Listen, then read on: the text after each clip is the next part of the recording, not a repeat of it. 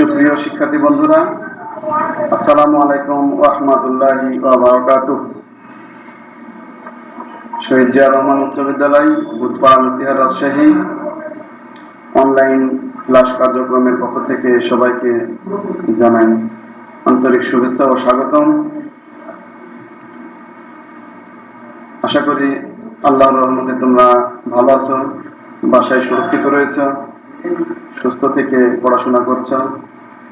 আমিও তোমাদের দোয়াতে আল্লাহর রহমতে ভালো আছি। বন্ধুরা, আশা করি তোমরা সংসদ টেলিভিশনে যে ক্লাসগুলো হচ্ছে সেগুলো দেখছো, এবং আমরা অনলাইনে ইউটিউবে ফেসবুকে যে ক্লাসগুলো ছাড়ছি সেগুলো তোমরা দেখছো এবং সে অনুযায়ী পড়াশোনা করছো। আজকে আমি নবম শ্রেণীর জীববিজ্ঞান নিয়ে একটু আলোচনা করব। তোমরা মনোযোগ সহকারে খেয়াল করবে, লক্ষ্য রাখবে।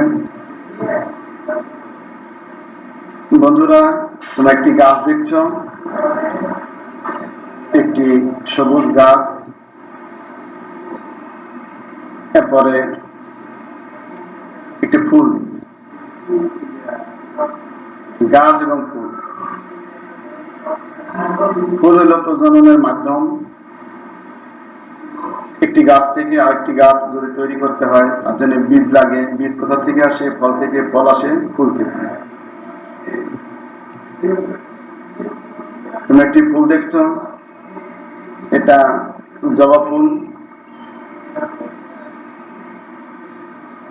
জবা ফুলের বিভিন্ন অংশ তোমরা লক্ষ্য করছো, এখানে বিভিন্ন অংশ রয়েছে, তোমরা দেখো।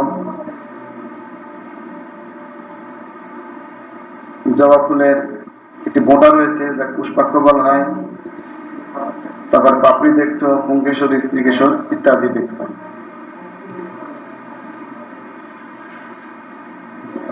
এটি একটি ফুল, সম্পূর্ণ ফুল। তাহলে আমরা আজকে ফুলের বিভিন্ন অংশ নিয়ে আলোচনা করব ইনশাআল্লাহ।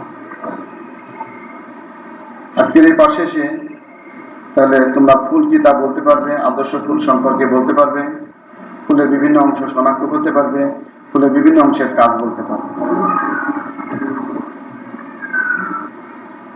বন্ধুরা, আবারও দেখো, সেই ফুলটি আমি তোমাদেরকে দেখাচ্ছি। ফুলের 5টি বিশেষ অঙ্গ রয়েছে, তোমরা জানো। 5টি অংশ যে সকল ফুলে রয়েছে সেগুলোকে সম্পূর্ণ ফুল বা আদর্শ ফুল বলা হয়। সেক্ষেত্রে জবা ফুল একটি আদর্শ ফুল বা সম্পূর্ণ ফুল। তোমরা পাশে চিত্রে আরো একটি ছবি দেখতে পাচ্ছ। এখানে বৃন্তটি লম্বা, এখানে সবকিছু পুরোপুরি নাই। এখানে এটা হয়তো এক লিঙ্গ ফুল, এটা হলো অসম্পূর্ণ ফুল। এরপরে বৃন্তের উপর নির্ভর করে ফুল 2 ধরনের। যার বোঁটা আছে তাদেরকে বলা হয় সবৃন্ত ফুল, যার বোঁটা নাই এবং তাদেরকে বলা হয় বৃন্তহীন ফুল।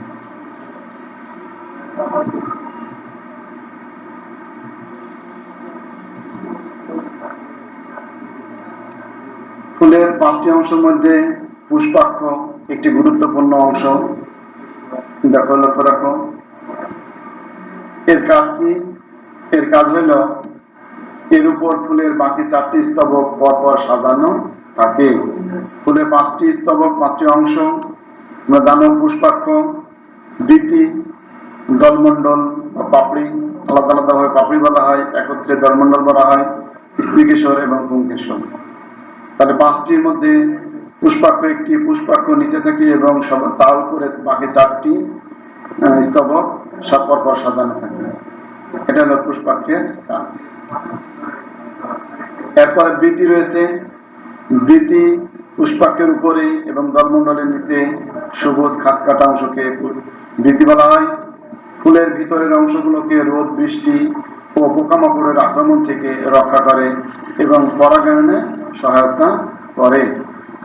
বন্ধুরা, এবার দেখো দলমণ্ডল। দলমণ্ডল কি? ফুলের যেটা আকর্ষণীয় অংশ, পাপড়ি আমরা বলে থাকি। আলাদা আলাদা ভাবে পাপড়ি একত্রে, সকল পাপড়িগুলোকে একত্রে বলা হয় দলমণ্ডল। দলমণ্ডলের কাজ কি? ফুলের অত্যাবশ্যকীয় অংশগুলোকে রক্ষা করে এবং পোকামাকড় ও পশু পাখি আকর্ষণ করে পরাগায়নে সাহায্য করে। বন্ধুরা, এরপর দেখো পুংস্তবক।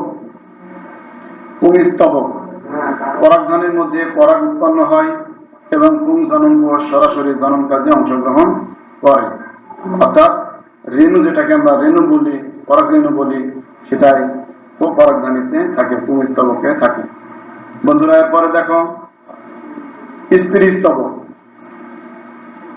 গর্ভাশয়ের ভিতরে ডিম্বক থাকে ও ডিম্বকের ভিতরে ডিম্বাণু সৃষ্টি হয় এবং এটি সরাসরি জনন কাজে অংশগ্রহণ করে। তাহলে তোমরা ফুলের বিভিন্ন অংশ, কোনটা কি অংশ দেখলে, চিনলে এবং প্রত্যেকটি অংশের কাজ তোমরা আলাদা আলাদা ভাবে দেখলে। বন্ধুরা, ক্লাসে যদি উপস্থিত থাকে তাহলে ব্যবস্থিত করে আমি দেখাতে পারতাম, যেহেতু আলাদা আলাদা করে দেখালাম। তোমরা বাসায় তোমার একটি ফুল নিয়ে তোমার বাসাতে ব্যবস্থিত করবে, মানে আলাদা আলাদা করে দিবে, 5টি অংশ আলাদা আলাদা করে তোমরা দেখবে এবং খাতায় লিপিবদ্ধ করবে। ফুল হইল উদ্ভিদের গুরুত্বপূর্ণ একটি অংশ। যদি ফুল না হইতো তাহলে ফল হইতো না, ফল না হলে বীজ হইতো না, বীজ না হলে পরবর্তীতে উদ্ভিদের প্রজনন হতো না, বংশ বিস্তার হতো না। আর উদ্ভিদের বংশ বিস্তার না হলে কি হতো? প্রাণীরা না খেয়ে মারা যেত, ধ্বংসপ্রাপ্ত হয়েছে। তাই ফুলের গুরুত্ব অপরিসীম।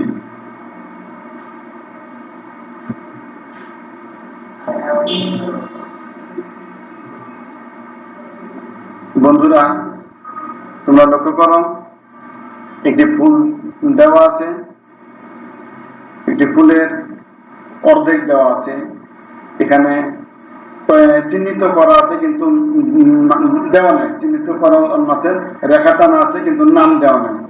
বন্ধুরা, তোমরা লক্ষ্য করো, এখানে সবকিছুতেই প্রত্যেকটা অংশতেই কয়েকটা অংশতেই চিহ্নিত করা আছে, দাগ টানা আছে। এগুলো তোমরা কোনটা কি তোমরা বাসায় নিজেরা খাতায় এই ছবিটি অঙ্কন করবে। অঙ্কন করার পরে তোমরা এই নামগুলো লিখবে। এ ধরনের জবা ফুল, আরো ধুতরা ফুল রয়েছে, ধুতরা ফুলের সবগুলো অঙ্গ রয়েছে। ধুতরা ফুল তোমরা ব্যবস্থিত করতে পারো, আঁকাতে পারো, সেখান থেকে বিভিন্ন অংশ নিয়ে তার মূল্যায়ন করতে পারো। ফুলের মধ্যে আরো দেখো, তোমরা 2 ধরনের ফুল লক্ষ্য করো, যেমন কুমড়া, চাল কুমড়া, মিষ্টি কুমড়া, এগুলোতে পটল, লাউ, 2 ধরনের ফুল তোমরা দেখতে পাবে। ওইগুলোকে একলিঙ্গ ফুল বলা হয়।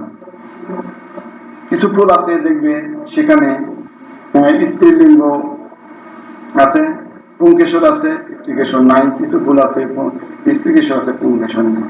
এর জন্য এগুলোকে একলিঙ্গ ফুল বলা হয়। এগুলো অসম্পূর্ণ ফুল। বন্ধুরা, তোমরা এগুলো লক্ষ্য রাখবে। আদর্শ ফুলের বিভিন্ন অংশ, নিচে চিত্র লেখা আছে আদর্শ ফুলের বিভিন্ন অংশ। এটি অবশ্যই একটি আদর্শ ফুল। এখানে সবগুলো অঙ্গ রয়েছে, সবগুলো অংশ রয়েছে। তুমি অংশগুলোর নাম দিবে। এবার দেখো, আমি দিয়ে দিচ্ছি, তোমরা একটু লক্ষ্য করো। যে পাপড়িগুলো দেওয়া আছে একত্রের নাম হলো দলমণ্ডল। উপরে মাথাতে যেটা দেওয়া আছে এটা হলো পরাগধানী বা পুংকেশর, সরি স্ত্রী স্তবক। এখানে পরাগধানী বা স্ত্রী স্তবক। নিচে যেগুলো দেওয়া আছে সেগুলো পুংকেশর বা পুংস্তবক। পুষ্পাক্ষ গোটা ডিম, এটা হলো পুংস্তবক।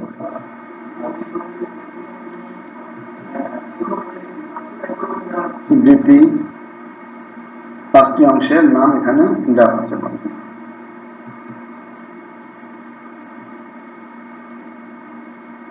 তোমরা যে ক্লাসটি এতক্ষণ করলে, দেখলে, সে অনুযায়ী বাসায় পড়াশোনা করবে। তোমরা বই দেখবে, ফুলের যে অধ্যায়টি রয়েছে ওই বইয়ে আরো বিস্তারিত দেওয়া আছে, ফুলের চিত্র দেওয়া আছে, বিভিন্ন অংশ দেওয়া আছে, অংশ চিহ্নিতকরণ করা আছে। ফুলের কাজ দেওয়া আছে, এগুলো তোমরা বাসায় ভালোভাবে পড়বে এবং নোট করবে।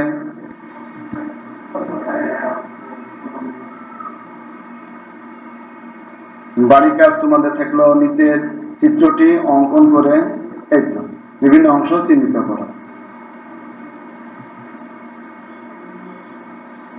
তোমরা বাসায় সুরক্ষিত থাকবে, সামাজিক দূরত্ব বজায় রাখবে, রেখে চলবে, অন্যকেও সুরক্ষিত রাখার চেষ্টা করবে। করোনা মহামারী বর্তমানে আমাদের দেশে এখনো শেষ হয় নাই, পরবর্তীতে আরো বৃদ্ধি পাওয়ার সম্ভাবনা রয়েছে, এর জন্য তোমরা সতর্ক থাকবে। আরেকটি কথা বলবো বন্ধুরা, সেটা হলো তোমরা বিভিন্ন ধরনের নেশা যেমন ধূমপান, মদ্যপান, ফেন্সিডিল ইত্যাদি মাদক দ্রব্য থেকে দূরে থাকবে। এগুলো যেন তোমাদেরকে স্পর্শ করতে না পারে। এটা বিভিন্ন ধরনের ক্ষতি করে তোমাদের, আমাদের সমাজের সামাজিক ক্ষতি, অর্থনৈতিক ক্ষতি, শারীরিক ক্ষতি। এ ধরনের ক্ষতি থেকে আমরা নিজেকে রক্ষা করব, সমাজকে রক্ষা করব, আমাদের পরিবেশকে ভালো রাখার চেষ্টা করব, সবাই সুখী শান্তিতে বসবাস করব, এই আশাবাদ ব্যক্ত করে আমি আজকের এই ক্লাস শেষ করছি। খোদা হাফেজ, সবাইকে ধন্যবাদ। আসসালামু আলাইকুম ওয়া রাহমাতুল্লাহি ওয়া বারাকাতুহু।